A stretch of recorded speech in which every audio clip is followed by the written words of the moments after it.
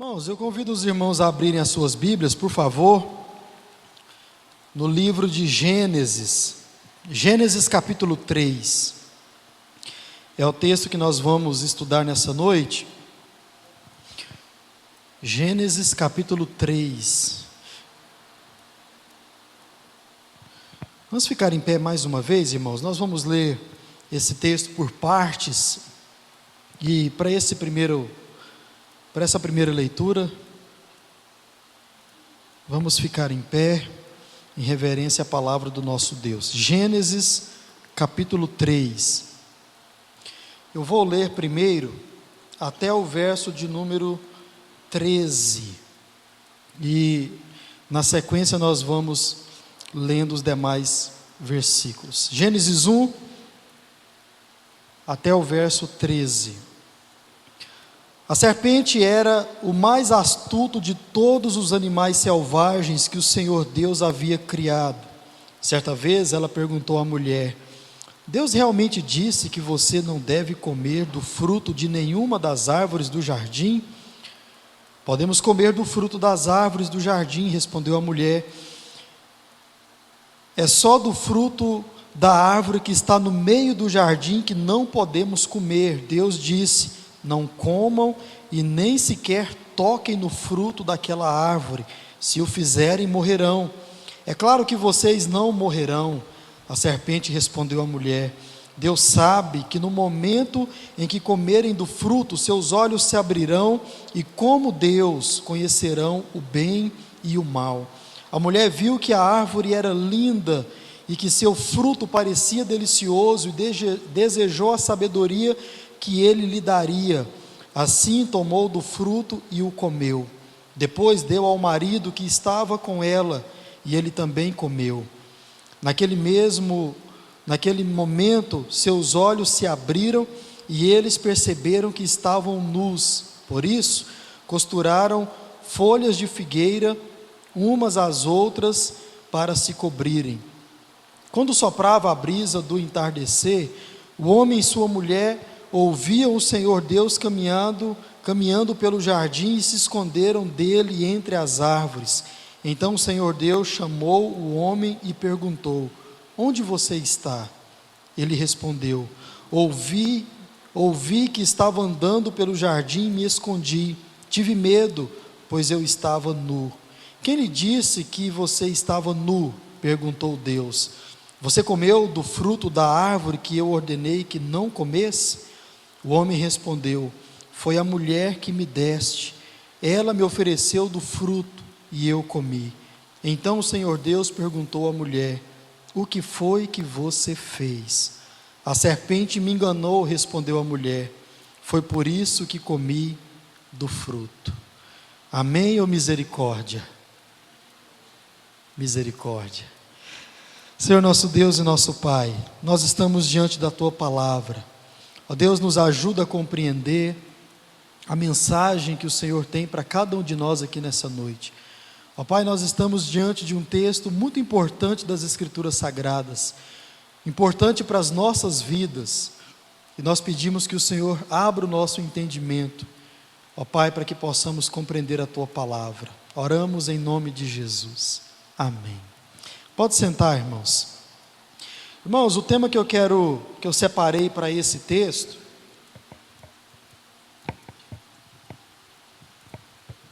o pecado do homem e a misericórdia de Deus. É sobre isso que nós vamos refletir nesse tempo. Eu gostaria muito da atenção dos irmãos. Como falei, nesse capítulo 3, irmãos, está diante de nós uma das doutrinas mais importantes da Bíblia Sagrada. Alguns teóricos, Martyn Lloyd-Jones, por exemplo, vai dizer que é um assunto que deve interessar a todo ser humano, crentes e descrentes. Nós, os crentes, nós que já entendemos toda a questão da salvação, nós precisamos saber que esse assunto, salvação, sequer existiria se não tivesse acontecido o que aconteceu aqui em Gênesis capítulo 3. Muitas coisas que nós provamos, conhecemos hoje na nossa caminhada cristã, sequer seria possível ou teria uma necessidade de acontecer se não houvesse esse capítulo 3 aqui no livro de Gênesis. Se a gente pudesse classificar, e alguns classificam dessa forma, esse certamente é o capítulo mais importante de toda a Bíblia Sagrada. Se você, crente, não entende o que está aqui em Gênesis capítulo 3, vai ser muito difícil, para não dizer impossível, você entender, compreender qualquer outro texto da Bíblia Sagrada. E vai ser impossível você ver todos esses textos que tem de Gênesis 4 em diante e aplicar tudo isso na sua vida. Mas quando você tem uma compreensão daquilo que está aqui, daquilo que aconteceu em Gênesis capítulo 3, todo o restante da palavra de Deus começa a fazer sentido para as nossas vidas. A vida do crente e também a vida daqueles que ainda não conheceram Jesus como seu Senhor e Salvador. Irmãos, está aqui diante de nós um resumo de toda a história do ser humano. Está aqui em Gênesis 3. Quando nós olhamos para a palavra de Deus, a Bíblia, de forma primordial, ela se preocupa em apresentar a história do ser humano como alguém que está em rebelião contra o próprio Deus. É disso que Gênesis capítulo 3 vai tratar, a história do ser humano. E qual é a história de todo ser humano? Esse ser humano está em contradição com o próprio Deus. Esse ser humano está em uma rebeldia contra o Senhor, por causa do pecado que entrou no coração do ser humano e consequentemente entrou em todo o mundo. Veja, o que é o mundo a não ser um amontoado de homens e mulheres? Se a gente fosse perguntar nessa noite, qual é o problema do mundo? Veja, só há um problema no mundo porque há um problema dentro do ser humano. O pecado entrou no coração do homem, na mente do homem, e a partir disso, o ser humano começou a praticar o pecado e a ter uma vida de pecado, e tudo isso veio como problema para toda a humanidade. Tudo isso começa aqui em Gênesis capítulo 3, a história de revolta da humanidade contra o seu próprio Criador. Está aqui diante de nós. E o conteúdo desse livro, irmãos, apresenta algumas coisas muito importantes para nós. Por exemplo, nos mostra o porquê de um plano divino de salvar a humanidade. Por que é que existe um plano divino para salvar a humanidade? Porque aconteceu o que aconteceu em Gênesis capítulo 3. Veja, nos apresenta também o que deu errado com o ser humano e com o mundo. Nos apresenta ou nos faz entender o porquê a vinda do Filho de Deus se tornou algo necessário para a humanidade. Porque é importante Deus mandar o seu Filho para nascer, sofrer, morrer e depois voltar mais uma vez para buscar a sua igreja. Por que tudo isso existe e é importante? Porque aconteceu o que aconteceu em Gênesis capítulo 3. Além disso, nos faz entender também, irmãos, porque há tanta maldade nesse nosso mundo, porque há tanta perversidade, há tanto mal, porque há tanto sofrimento no mundo em que nós vivemos. Veja, essas e outras perguntas, nós temos as suas respostas, todas elas, aqui em Gênesis capítulo 3. E quando nós olhamos para o mundo, irmãos, é difícil a gente não fazer algumas perguntas. Por que nós estamos como estamos? Por que esse mundo está do jeito que está? Você olha para o mundo e você vê que esse mundo está totalmente perdido. Você olha para esse mundo e vê que esse mundo está em um estado deplorável. Foi Jesus quem disse isso. Jesus disse que esse mundo caminha a passos largos a uma podridão. Por isso nós precisamos ser sal desta terra. Para quê? Procurar preservar esse mundo, pelo menos aquilo que está ao nosso alcance. Você vê que Jesus diz que esse mundo está em uma completa escuridão. Por isso a necessidade de sermos luz nesse mundo. Então, Por que nós estamos em uma situação tão crítica como esta? A resposta está aqui em Gênesis 3. Irmãos, eu fico imaginando que as coisas não vão bem, e é interessante a gente pensar que há muitas pessoas que acreditam que esse mundo está perfeitamente caminhando da forma que ele deveria estar. É interessante ver pessoas imaginando que tudo nesse mundo está no seu devido lugar. Irmãos, quando nós temos o conhecimento da palavra de Deus, especialmente daquilo que acontece em Gênesis capítulo 3, não há como a gente olhar para esse mundo e imaginar que esse mundo está caminhando de forma tranquila, saudável, boa. Não. Esse mundo, ele foi completamente desconfigurado. Veja, lembremos dos sermões passados que nós assistimos aqui, ou participamos aqui, falamos da criação de todo mundo, falamos da criação do homem, da criação da mulher, falamos aqui domingo passado com o pastor Mateus, como o casamento é algo bom, prazeroso para o ser humano. E veja, quando nós falamos da criação do homem, uma fala que ficou muito pertinente aqui no nosso meio foi: Deus fez tudo bom, Deus fez tudo perfeito, Deus fez tudo de uma maneira que as coisas iriam caminhar bem, tudo iria caminhar favoravelmente para a sobrevivência, para o bem-estar da coroa da criação de Deus, que é o ser humano. Irmãos, a partir de Gênesis capítulo 3, tudo isso começa a andar de forma totalmente diferente, porque esse mundo foi totalmente distorcido, ele foi completamente desconfigurado, de modo que tudo aquilo que nós vimos até domingo passado, não caminha mais daquele jeito. Tudo foi corrompido, tudo foi descaracterizado. Liguem a TV, assistam os jornais, e você vai ver o quão deplorável esse mundo está.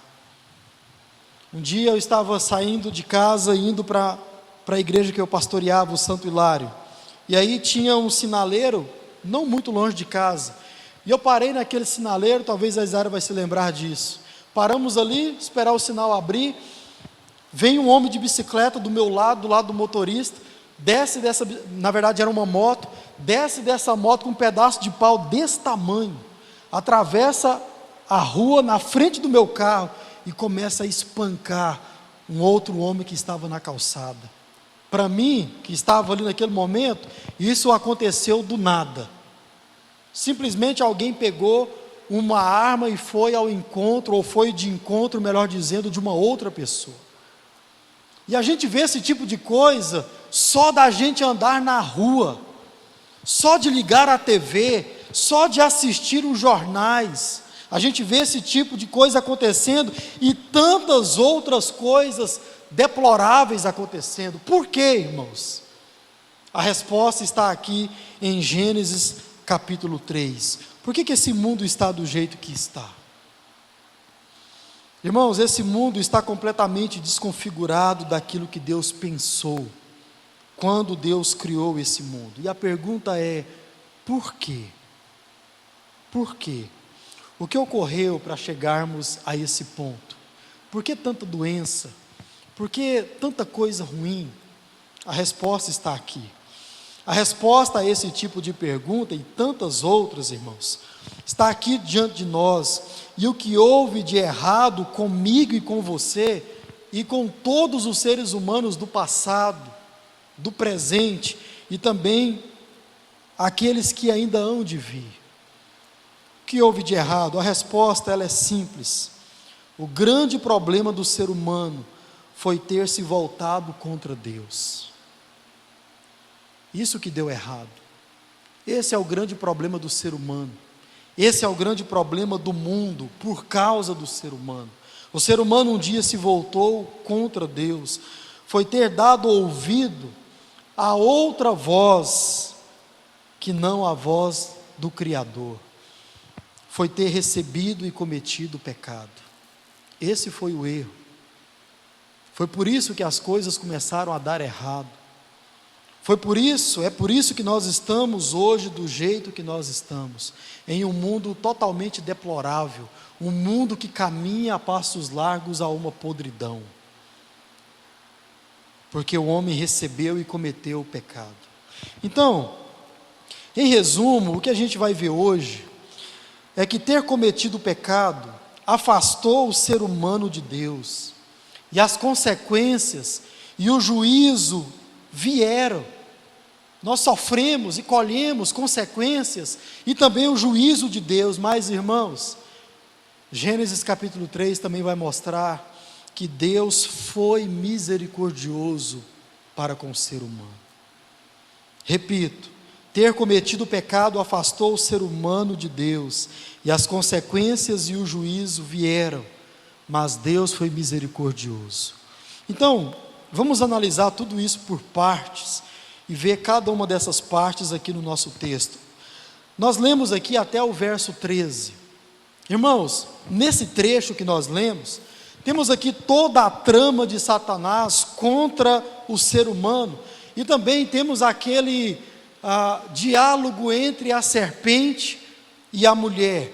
No verso 6, que nós já lemos, fica claro que o ser humano, por causa do pecado, ele distorce o que Deus diz sobre as coisas ruins. E o homem, então, ao distorcer a palavra de Deus, ele trata aquilo que Deus disse que era ruim para ele, como algo bom. Veja, irmãos, o perigo do pecado na vida do ser humano. O ser humano passa a imaginar que aquilo que Deus disse que é ruim, que é mal para o ser humano, é uma coisa boa para ele. E ele então passa a ir ao encontro daquilo que Deus disse para ele não ir ao encontro. Ele distorce a palavra de Deus, e esse é o problema do ser humano: distorcer a palavra de Deus e fazer aquilo que ele bem entende. Irmãos, isso está dentro de nós até os dias de hoje. E enquanto nós vivermos nesse mundo caído pelo pecado, irmãos, o ser humano continuará tendo a tendência de olhar para algo que Deus disse que era ruim, que era mal, e tratar aquilo como se fosse bom. Olha para a sua vida. Quantas coisas você já teve a nítida sensação, ou até mesmo a certeza de que aquilo era algo que iria contra a palavra de Deus, mas mesmo assim você insistiu. Por que você insistiu com isso? Porque de alguma forma você achou que aquilo era bom para você, aquilo ia ser prazeroso para você, aquilo iria trazer algumas saciedades para a sua vida. O homem distorce a palavra de Deus e vai e trata aquilo que Deus disse que era ruim como coisas boas.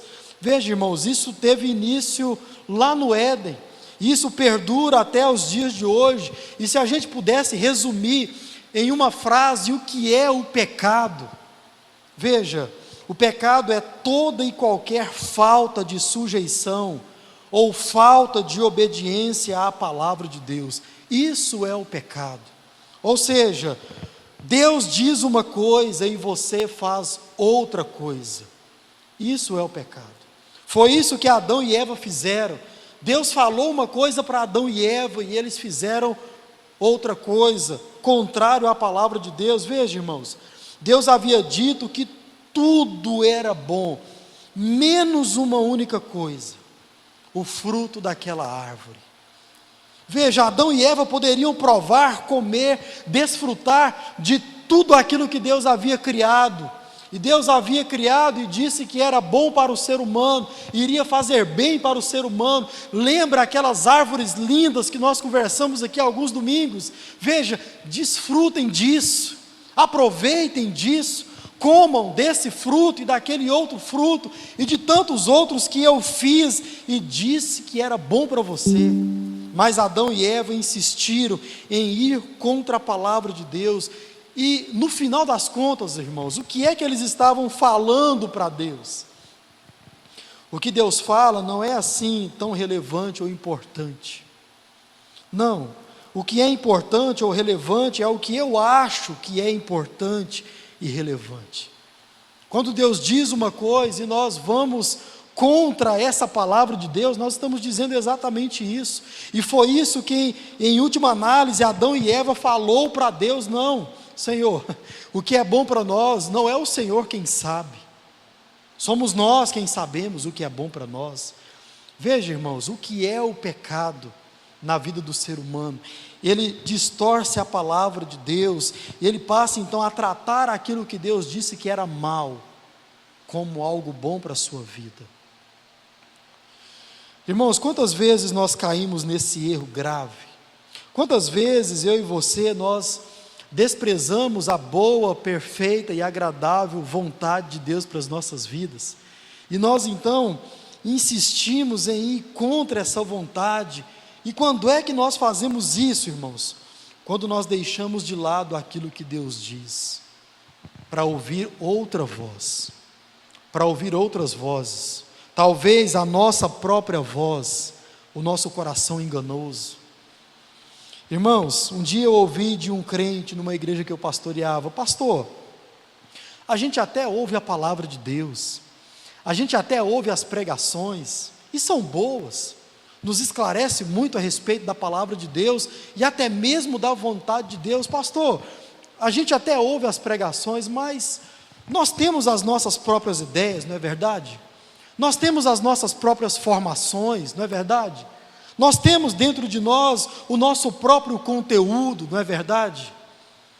Ou seja, irmãos, apesar de tudo isso, pastor, nós sabemos o que é melhor para nós no final das contas. Não é assim, irmãos, que muitas vezes a gente age? Nós estamos diante de uma palavra clara do nosso Deus, mas nós sabemos o que é melhor para nós. Veja, o homem foi criado e colocado no jardim, onde tudo era bom e perfeito para ele, mas por causa do pecado, o homem acredita que sabe o que é melhor para ele mesmo. Engano, irmãos, a gente achar que a gente sabe o que é melhor para nós. Engano a gente achar que a gente sabe como nós devemos administrar as nossas vidas. Engano a gente pensar assim: Deus tem o melhor para nós. Deus disse: isso aqui não deve interessar a você, porque isso não é bom para você. E o homem disse: sim, Deus, isso é interessante, sim, isso é importante, é prazeroso, é bom para mim. Oh, meus irmãos, que engano viver assim. Mas esse é o pecado. Mas em segundo lugar, nós vemos também as consequências desse pecado. Aí do verso 8 até o 13, nós já lemos. Nós temos aqui as consequências do pecado, e de uma forma bem imediata, bem rápida, bem direta, nós já começamos a perceber os prejuízos do homem ter ido contra a palavra de Deus, contra a vontade de Deus para as suas vidas. Veja, aí nesses textos há uma promessa de morte. Melhor dizendo, lá no capítulo 2, nós vimos essa promessa da morte, caso o homem fosse contra a palavra de Deus, caso o homem fosse contra a vontade de Deus. Mas essa morte que Deus garante que irá acontecer, caso o homem desobedeça a Deus, ela acontece em 3 estágios, ou de 3 maneiras. Veja, a primeira, do verso 8 até o verso 11, nós temos a morte espiritual do ser humano. E nesse texto aí, nesses versos, a gente vê que o homem por si só, por causa do pecado, depois do pecado, ele começa a se afastar de Deus. Deus sempre agiu da forma que ele agiu. Deus foi ao encontro do homem no jardim, mas o que aconteceu? Dessa vez, irmãos, o ser humano não estava onde ele deveria estar. Dessa vez o homem não estava no local de encontro com Deus. Dessa vez o ser humano não estava no lugar de repouso com Deus. Lembra daquele lugar de habitação que nós mencionamos aqui no passado? Deus vai até esse lugar, mas o homem não está nesse lugar. Por quê? Porque agora o homem, ele está com medo de Deus. Agora o homem, ele está com vergonha de Deus. O homem agora, ele olha para si e ele não vê mais em uma condição de por si só se achegar até Deus ou de ter um encontro face a face com Deus. O homem entende que algo aconteceu nele, e esse algo faz ele se afastar da presença do Senhor. E aí a pergunta que está diante de nós: onde você está? Irmãos, quando nós olhamos para a Bíblia Sagrada como um todo, a gente vê Deus fazendo essa pergunta a tantos outros seres humanos. Por exemplo, a Caim, no capítulo seguinte: o que é que você fez? O que é que você fez, Caim? Cadê o seu irmão? Veja, é a mesma pergunta que Deus faz a Adão e a sua mulher: o que é que vocês fizeram? Cadê vocês? Por que eu não acho mais vocês na minha presença? O homem sabe que aconteceu uma coisa. Paulo vai dizer mais à frente, irmãos, nas suas cartas: por causa do pecado, o ser humano está afastado, separado, longe da glória de Deus. Veja, isso aconteceu com Adão e Eva, e a partir disso, todos os seres humanos estão nessa mesma condição, afastados, morte espiritual. Todos os seres humanos estão longe de Deus, e por causa disso, irmãos, há tanta incredulidade no mundo. Por que há tanta falta de fé? Por que há tanta incredulidade no mundo? Porque há uma morte espiritual que paira por toda a face da terra. Morte espiritual, o homem se afastando de Deus. Mas também há uma morte relacional. Aí do verso 11 ao verso 13, a gente vê que o ser humano não apenas se afasta de Deus, mas também eles se afastam uns dos outros. Há uma morte espiritual, mas há também uma morte relacional, uma morte do homem para com os demais homens, por assim dizer. A resposta de Adão, irmãos, a Deus, mostra que agora o ser humano, ele, além de tentar justificar o erro que ele comete, as coisas erradas que ele pratica, ele ainda vai sempre procurar culpar o seu semelhante. Veja, há uma ruptura entre os seres humanos, há um afastamento entre o homem e a mulher, e a partir deles, com todos os seres humanos, ele busca justificar as coisas erradas que ele pratica, ele procura culpar. E quando nós olhamos para a resposta da mulher a Deus, ela faz exatamente a mesma coisa. Ela procura se justificar e culpando o outro. Aqui no caso da mulher, ela culpa a serpente. Mas, irmãos, e é por isso que as nossas relações interpessoais estão totalmente quebradas. É por isso que há tanta briga entre o ser humano. É por isso que muitos relacionamentos estão corrompidos, ou de alguma forma, todos eles estão corrompidos. As nossas conversas, os nossos pensamentos a respeito do outro, todos eles estão corrompidos por causa de uma morte relacional como consequência do pecado. Veja, pastor Mateus pregou aqui no domingo passado sobre o casamento. Por que tantos casamentos não dão certo? Por que há tanta briga? Por que há tanto litígio num casamento? Morte relacional. Porque ao invés das pessoas entenderem e admitirem aquilo que elas fazem de errado dentro do casamento, o que é que elas fazem? A mesma coisa que Adão e Eva fizeram. Não é culpa minha isso. E elas procuram se justificar, e mais que isso, elas procuram colocar a culpa uns nos outros. Ou a culpa é da mulher, ou a culpa é do homem, mas dentro de casa ninguém procura admitir aquilo que fez. Morte relacional. Temos a outra morte, que é a morte física, e esta veio com o passar do tempo, e nós vemos ela em toda a palavra de Deus, e também nos dias de hoje. Nós morremos fisicamente, não era para ser assim. Mas, irmãos, a consequência do pecado foi a quebra das relações. O ser humano quebra a sua relação com o próprio ser humano, e ele também quebra a sua relação com o próprio Deus. Essa foi a consequência do pecado, quebra de relações. Mas em terceiro lugar, Nós vimos também agora do verso 14 até o verso 19, que nós sofremos o juízo de Deus por causa do pecado. Olha para a sua Bíblia, por favor, vamos ler do verso 14 até o verso 19. Olha só o que diz: então o Senhor Deus disse à serpente: uma vez que você fez isso, maldita é você entre todos os animais domésticos e selvagens. Você se arrastará sobre o próprio ventre, rastejará no pó enquanto viver. Farei que haja inimizade entre você e a mulher, e entre a sua descendência e o descendente dela. Ele lhe ferirá a cabeça e você lhe ferirá o calcanhar. À mulher, ele disse: farei mais intensa as dores de sua gravidez, e com dor você dará à luz. Seu desejo será para o seu marido, e ele a dominará. E ao homem ele disse: uma vez que você deu ouvidos à sua mulher e comeu da árvore cujo fruto ordenei que não comesse, maldita é a terra por sua causa. Por toda a vida terá muito trabalho para tirar dela seu sustento.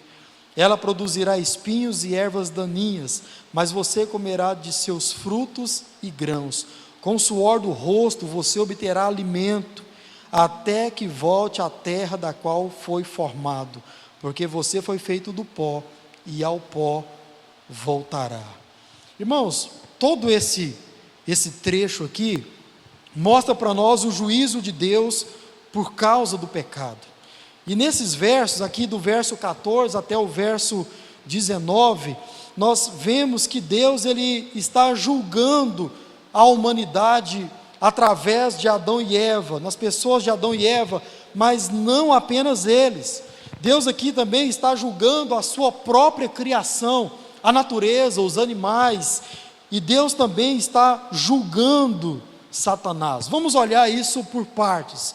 Por exemplo, do verso 14, o verso 14 e o verso 15, Deus começa julgando Satanás, e aqui Satanás está representado pela serpente. Mas, irmãos, uma coisa importante que a gente percebe na leitura do verso 14 e também do verso 15, é que Deus ele julga a Satanás, mas Deus também julga a própria criação dele aqui nesse momento. Deus julga os animais aqui na figura da serpente.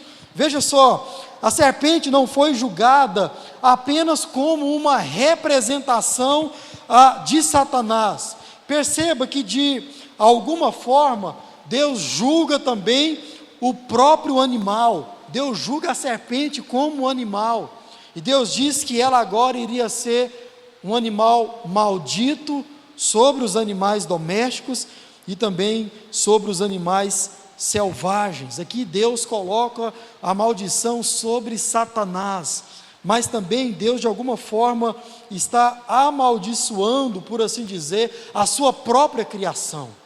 Irmãos, isso aqui é algo muito sério para a gente entender. Veja, a serpente, ela não foi julgada só por uma representação daquele poder maligno que estava sobre ela. Ela também foi julgada como o próprio animal. E Deus diz à serpente, como animal, duas coisas. Primeiro, que ela seria vista como maldita entre os animais. Ou seja, agora haveria um conflito no meio da criação de Deus. Entre os animais de Deus agora haveria litígio, conflito entre os animais, entre a criação. E Deus falou também uma outra coisa à serpente como animal, que ela seria inimiga da mulher e de toda a sua descendência. Descendência aqui nós precisamos entender de duas maneiras. Primeiro, se trata de toda a descendência da mulher, nós que estamos aqui hoje, todos os seres humanos. E segundo, alguns momentos nós vamos perceber que Deus está falando, ou Moisés está narrando, a descendência da mulher como os cristãos, os crentes, aqueles que seriam filhos da mulher, descendentes da mulher, e que iriam seguir uma linhagem que mais à frente começaria a ser tratada como os filhos de Deus. Irmãos, prova disso que há agora um litígio entre os animais e entre principalmente os seres humanos e os animais, é que de forma geral, não só as mulheres, mas todos nós, nenhum de nós gostamos muito de cobra. Quem gosta de cobra aqui, levanta a mão. Eu acho bonito aquele negócio. Só o Tiago, está fora do meu PG, viu, Tiago? Amanhã não precisa comparecer mais não. Mas tirando os casos como o Tiago, né, alguns doidos que existem por aí, tem até como animal, né, de estimação, irmãos, de forma geral nós não gostamos de serpente. Quando eu vou no zoológico levar meus filhos, me dá uma agonia de entrar naquela área lá, sabe, das cobras, é horripilante ver aquele negócio. Por quê? Porque houve um litígio entre os seres humanos e a serpente, e aqui contra todos os animais. Você que tem filho, talvez você conheça Superbook. Quem aqui já ouviu falar de Superbook? Se você coloca seu filho para assistir alguma coisa, coloque ele para assistir o Superbook. E aí lá no episódio, ou no episódio da criação, né, quando eles se transportam lá para o jardim, aí eles estão lá e vem um leão na direção deles e eles, pronto, vou morrer agora, acabou, mal chegamos, já vamos morrer. E o leão vem assim, passa por eles, aí o rapazinho pergunta, por que ele não nos comeu? Aí Adão dá a resposta, por que ele comeria vocês? Por que ele comeria vocês? Veja, irmãos, tudo indica que não havia ainda um litígio ali naquele momento, mas a partir do pecado, há um litígio no meio da criação de Deus, e no meio de toda a criação de Deus. Nós que éramos para sermos os dominadores, nós agora temos medo dos animais. Os animais que estariam sujeitos a nós, agora eles vêm contra nós. Litígio, juízo de Deus contra a sua própria criação. Mas irmãos, há também, Deus aqui também diz a Satanás, na figura da serpente, que agora haverá um conflito mortal entre ele, Satanás, e os descendentes da mulher. Agora está falando dos crentes, e aqui Deus traça o destino de Satanás, e essa parte é muito, muito gostosa da gente perceber, porque o descendente da mulher aqui é Jesus Cristo, aquele que viria e esmagaria a cabeça da serpente, a cabeça de Satanás. Veja, irmãos, Satanás está condenado à derrota, e essa derrota será diante dos crentes, e também diante do próprio Deus. Deus aqui nesse texto traça o destino eterno de Satanás, e isso mostra também o que iria acontecer com o próprio Jesus, em toda a vida de Jesus aqui nessa terra. Jesus iria sofrer, Jesus iria ser julgado, Jesus passaria pela cruz do Calvário, Jesus sofreria muito, por causa das acusações de Satanás. Satanás iria usar pessoas muito próximas de Jesus, iria possuir essas pessoas, e aqui no caso nós estamos falando de Judas, para tentar acabar com a vida e com o ministério de Jesus. E tudo isso aconteceu.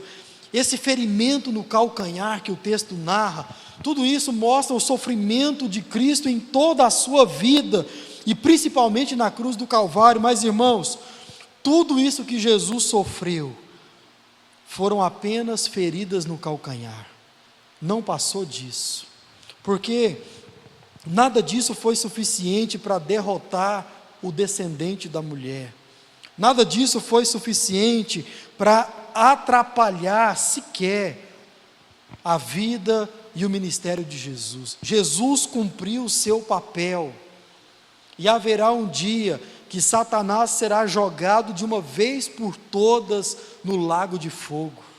Haverá um dia, e glória a Deus por isso, porque tudo que Jesus sofreu não passou de uma ferida no calcanhar. Glória a Deus por isso. Mas também no verso 16, Deus também julga a mulher. Irmãos, Deus não considera a mulher inocente, apesar da sua justificativa, apesar dela procurar colocar a culpa na serpente. Deus traz a ela dois juízos. Primeiro, Deus diz que haveria muito sofrimento para a mulher ao trazer a sua descendência ao mundo, seus filhos. Aqui agora a palavra de Deus fala dos filhos, da procriação, fala do multiplicar, como é a palavra de Deus a nós. E aqui, a descendência da mulher, em se falando de filhos, seria algo muito bom, até porque o descendente da mulher, Jesus Cristo, viria através de um nascimento natural, através de uma mulher. O Salvador do mundo viria através da procriação, ou melhor dizendo, através do nascimento natural da mulher. Agora, irmãos, o que é que acontece? A mulher passaria a dar à luz e até mesmo ter o seu período de gravidez com muito mais sofrimento, como o texto indica, do que seria o normal. Diz que Deus iria aumentar as suas dores, aumentar os seus sofrimentos. Esse foi um julgamento de Deus sobre a vida da mulher, e algo que seria muito bom, muito prazeroso, trazer um filho ao mundo, agora seria algo com muito mais sofrimento do que o normal. Juízo de Deus. Mas há um segundo juízo também sobre a mulher. Deus diz que aquilo para o qual a mulher foi criada, como nós já vimos aqui, auxiliar o marido na missão de cuidar da criação de Deus, de proteger a criação de Deus, agora seria algo penoso para a mulher. Irmãos, não seria mais algo natural e prazeroso, mas sim algo que ela veria como um fardo pesado a ser carregado. Deus está dizendo que agora o desejo da mulher não é mais de ajudar de forma natural o seu marido a proteger ou a cumprir a missão que Deus deu para ele, mas sim, a mulher agora teria uma luta interna dentro de si. Qual é a luta que a mulher agora passa a ter? A luta de ir contra o seu marido. Agora a mulher luta dentro de si para não brigar com o seu marido por poder, para não brigar com o seu marido para estar em primeiro lugar, digamos assim, na missão que Deus deu.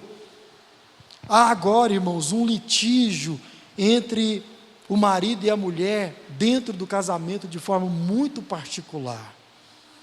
E veja, irmãos, aquilo que era para ser feito com harmonia, com complementaridade, como Mateus disse aqui no domingo passado, agora seria feito em conflito, através de guerra de poder. O casamento entre o homem e a sua mulher, por causa do pecado e como juízo do próprio Deus, seria algo marcado por luta, por litígio, por poder. Esse texto aí, irmãos, que nós vimos falar que o desejo da mulher seria para o seu marido, a melhor tradução seria contra o seu marido. E nós só veremos em todo o Antigo Testamento apenas 2 vezes essa fala sendo aplicada. E a próxima, eu convido você a olhar para a sua Bíblia, Gênesis capítulo 4, está aí na página seguinte, o verso 7. Olha só o que Deus diz sobre Caim e Abel, para aqueles irmãos que estavam ali também em litígio. Olha o que Deus diz no capítulo 4, verso 7. Se você fizer o que é correto, será aceito. Mas se não o fizer, tome cuidado. Por quê? O pecado está à porta, à sua espera, e deseja controlá-lo. Mas você é quem deve dominá-lo. É a mesma expressão que Deus usa para falar da mulher. E diz para Caim: Caim, tome cuidado. Caim, o seu desejo agora será contra o seu irmão. O seu desejo agora será de ir contra o seu irmão. Tome muito cuidado com esse desejo que agora está dentro do seu coração. Esse desejo vai procurar dominar você. Esse desejo vai procurar fazer com que você externalize esse desejo e faça uma besteira contra o seu irmão. Mas você, Caim, deve dominar esse desejo que há dentro de você. É a mesma coisa que Deus fala sobre Adão e Eva. Eva, agora há um desejo dentro de você de ir contra o seu marido, mas ele vai dominar você. Irmãos, isso não é vantagem para nós, os homens. Não é vantagem para nós, isso é juízo de Deus sobre a mulher. Não há vantagem em dominar a mulher, não há vantagem em gritar mais alto dentro de casa, não há vantagem nisso. Isso agora é juízo de Deus por causa do pecado. Mas Deus julga também o homem, verso 17 até o verso 19. Deus também não aceita as justificativas do homem e de culpar a sua própria mulher, e aqui também, nas palavras do homem, o homem culpa o próprio Deus. Foi a mulher que tu me deste. Veja, irmãos, a que ponto o pecado dentro de nós chega. E Deus também julga o homem por dois motivos. O primeiro, porque o homem ouviu a sua mulher. E aqui não é porque a mulher é mulher, não se trata disso. Não permita que essas ideologias lá fora entrem na sua mente, não. Mas Deus julga o homem porque ele dá ouvido a uma outra voz, que não a voz de Deus. E aqui, é a mulher que estava do lado dele. E também porque ele comeu do fruto, que ele também não deveria comer. Ele não apenas ouve uma outra voz, mas Adão, por vontade própria, ele decide ir contra a palavra de Deus. Veja, ele não foi enganado, ele podia não ter comido. Ele também decide ir contra a palavra de Deus, ele também decide cometer o pecado. O que isso mostra para a gente, irmãos? Que de forma absoluta, ninguém é desculpável diante de Deus. Todos os seres humanos são indesculpáveis diante de Deus, como o próprio apóstolo Paulo vai falar mais à frente nas suas cartas. Por causa de Adão e Eva, ou em Adão e Eva, todos nós pecamos diante de Deus. Todos nós. Não existe essa desculpa, não, mas o que tem a ver a minha vida aqui, por causa daquele homem lá no passado? Veja, Eva tomou uma decisão, foi contra a palavra de Deus. Ela ofereceu a Adão, mas Adão tomou a decisão de ir contra a palavra de Deus. E por isso, irmãos, nós também caímos no mesmo erro, de ir contra a palavra do nosso Deus. E aí vem o juízo de Deus. Qual que é o juízo de Deus sobre nós, homens? É que agora nós iríamos trabalhar e com suor nós iríamos arrancar da terra aquilo que a terra daria para nós de forma natural. Agora nós iríamos penar para arrancar o alimento para o nosso próprio sustento. Algo que deveria ser prazeroso, como foi criado lá em Gênesis capítulo 1 e 2. Agora para nós é algo penoso, é algo que vai custar o suor do nosso rosto. A terra, ela está sendo amaldiçoada, e por isso, ela não mais forneceria ao homem apenas aquilo que faria bem para o homem. É citado aí as ervas daninhas, é citado aí os espinhos, é citado as pragas. Veja, nós iríamos plantar, mas a partir do pecado nós iríamos ter que lutar contra as pragas, e nós iríamos dividir com as pragas aquilo que seria para o nosso próprio alimento. Prova disso está aí a agricultura, que não deixa a gente mentir. Não se colhe toda a plantação que se plantou, não existe isso mais, porque agora tudo isso é dividido entre as ervas daninhas, entre os espinhos, as pragas que comem, que corroem as plantações. Juízo sobre nós, os homens. Agora o homem teria que lutar para arrancar o seu próprio alimento, e aquilo que ele conseguisse tirar da terra, ele iria ter que sobreviver com isso. Veja, irmãos, por que a gente trabalha tanto? Por que as cargas horárias são tão pesadas? Por que é tão diferente? Por quê? Sempre nós temos a sensação de que nós trabalhamos mais do que nós deveríamos para colher tão pouco. Por que isso? Está aqui em Gênesis 3 a resposta. Porque nós sofremos o juízo de Deus e agora com suor nós iríamos colher o nosso próprio alimento. Veja, irmãos, a gravidade, as consequências, o juízo que nós sofremos por causa do pecado.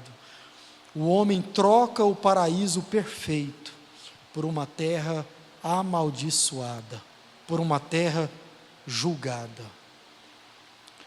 Mas, irmãos, por fim, há também nesse texto a misericórdia de Deus sobre o ser humano. E aí, nos versos finais, vamos ler os versos finais, olha para a sua Bíblia, verso 20, até o final do nosso texto, no verso 24, diz assim: o homem, Adão, deu à sua mulher o nome de Eva, pois ela seria a mãe de toda a humanidade. E o Senhor Deus fez roupas de peles de animais para Adão e sua mulher. Então o Senhor Deus disse: vejam, agora os seres humanos se tornaram semelhantes a nós. Aqui a Trindade Santa se comunicando, falando entre si, pois conhecem o bem e o mal. Se eles tomarem do fruto da árvore da vida e dele comerem, viverão para sempre. Para impedir que isso acontecesse, o Senhor Deus expulsou do jardim do Éden e Adão passou a cultivar a terra da qual tinha sido formado. Deus, depois de expulsá-los, colocou querubins a leste do jardim do Éden e uma espada flamejante que se movia de um lado para o outro, a fim de guardar o caminho até a árvore da vida. Irmãos, esse trecho aqui mostra a misericórdia de Deus sobre o ser humano. Deus é um Deus misericordioso, amém? Glória a Deus por isso. Você crê nisso? Que Deus é um Deus gracioso, misericordioso. Veja, todo esse trecho aqui vai mostrar isso para nós. Nós vimos aqui no passado que Deus cria o ser humano com um propósito. Deus cria o ser humano com uma missão e, acima de tudo, com um chamado especial. E qual é a boa notícia desse texto, irmãos? Deus não desistiu de nada disso. Deus não privou o ser humano de nada disso. Deus não desistiu do plano eterno para o ser humano. Aqui a gente vê a misericórdia de Deus de três maneiras. Primeiro, Deus nomeia a sua mulher. Irmãos, isso mostra que Deus não tirou do homem a responsabilidade de cultivar, de guardar e proteger a sua criação. Deus não tirou isso das nossas responsabilidades.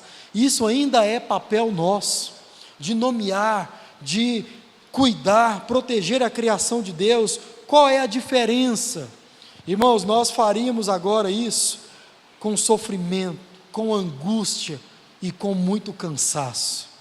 Ainda somos responsáveis pela criação de Deus, mas nós vamos nos cansar, nós vamos fazer isso com angústia no coração, por causa do pecado. Mas a boa notícia é que Deus não desistiu de nós, Deus não desistiu de nos incluir no seu plano eterno, no seu plano de cuidar da criação que Ele fez. Deus não desistiu de nos incluir nisso. Adão também dá o nome de Eva à sua mulher. Veja, só depois do pecado que Eva tem o nome, e é Adão quem dá, e o nome é Eva, que significa vida. Irmãos, isso aqui é importante demais, porque nós ainda temos a responsabilidade e o privilégio de povoar a terra. Deus não tirou isso de nós. Ainda há sobre nós a responsabilidade, e essa palavra é importante, mas há também o privilégio de gerar vida na face da terra. E mais que isso, irmãos, ainda está sobre nós o privilégio de prover ou de trazer seres que são criados à imagem e semelhança de Deus. Deus não tirou isso de nós. Graça e bondade de Deus para com o ser humano. Por causa da pura graça de Deus, Deus nos deixa cooperar com o seu plano de cuidar da terra. Só pela graça de Deus que nós ainda estamos incluídos nisso. Veja, irmãos, isso deveria nos lembrar de um outro plano que Deus confiou a mim e a você. Deus não só confiou a mim e a você o plano de cuidar da sua criação, de procriar na criação, de trazer mais seres humanos criados à imagem e semelhança dele. Isso é muito bom, mas Deus confiou a mim e a você sermos cooperadores de um plano ainda maior, de uma obra ainda maior, que é a obra de Cristo Jesus, de buscar e salvar o perdido. Deus, apesar do nosso pecado, ainda nos inclui nessa obra. E vai dizer Paulo que nós somos cooperadores da obra de Cristo. Deus, em mais um ato de misericórdia, veste o ser humano, veste o homem e a sua mulher, e aqui ele veste não com as folhas, não com os galhos que Adão e Eva já tinham feito roupas para si, mas Deus veste com peles de animal. Irmãos, isso significa que aquilo que Adão e Eva fizeram para si, não cobriam a vergonha que eles tinham cometido contra Deus. As roupas que eles fizeram não foram suficientes para que eles pudessem se apresentar diante de Deus. Ainda com essas roupas, diz o texto, eles estavam se escondendo da presença de Deus. O que Deus faz? Por pura graça e misericórdia, Deus, tudo indica que Deus sacrifica um animal. Deus sacrifica de sua própria criação. Para quê? Para cobrir a vergonha do pecado do ser humano. Deus pega da sua própria criação, mata, sacrifica, para poder cobrir a vergonha do ser humano. Irmãos, isso deveria nos lembrar de um outro episódio. Qual episódio? Deus, em amor e em graça, sacrificou a Jesus. Deus sacrificou da sua própria criação. Deus sacrificou o seu próprio Filho. Para quê? Para nos dar vestes novas e nos purificar de todo o pecado. Veja, irmãos, a graça e a bondade de Deus, ainda em Gênesis capítulo 3. Mas um último ato de misericórdia. Deus expulsa o ser humano do jardim. E aí a gente se pergunta, como isso é um ato de misericórdia? Irmãos, veja, falamos aqui, o homem não tem mais condições de ver a Deus, de se apresentar diante da grandeza e da santidade de Deus. O que Deus faz? Tira o homem da sua presença e coloca o homem do lado de fora. Isso também é um ato de juízo de Deus, da justiça de Deus, porque o homem agora passa a cultivar uma terra desconhecida. Ele agora iria sofrer nessa terra, é lá o lugar que ele iria sofrer, que ele iria suar para trabalhar, não é dentro do jardim. O jardim não foi modificado, o homem agora passa a habitar fora. Mas veja, onde na palavra de Deus o homem foi possível o homem estar diante da face de Deus e sobreviver? Lugar algum. Moisés passou por isso. Homens foram arrebatados para não verem a face do próprio Deus. Por quê? Deus, num ato de misericórdia e paciência, ainda estava privando o ser humano da morte física. Adão e Eva foram morrer tempos depois, muito tempo depois. Graça e misericórdia de Deus. Mas apesar dessa expulsão, ainda há uma promessa de voltarmos ao jardim. Ainda há uma promessa de voltarmos ao nosso lar, como cantamos aqui nessa noite. E quando voltarmos, irmãos, nós voltaremos sem mancha, sem vergonha alguma, porque voltaremos ao jardim sem nenhum pecado, Glória a Deus por isso. Então eu termino citando o nosso resumo. Pecamos sim contra Deus, ainda sofremos as consequências e o juízo de Deus por causa do nosso pecado. Mas, irmãos, Deus continua sendo misericordioso para com as nossas vidas.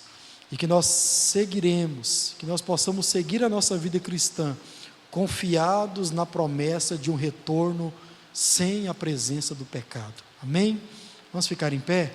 Vamos orar.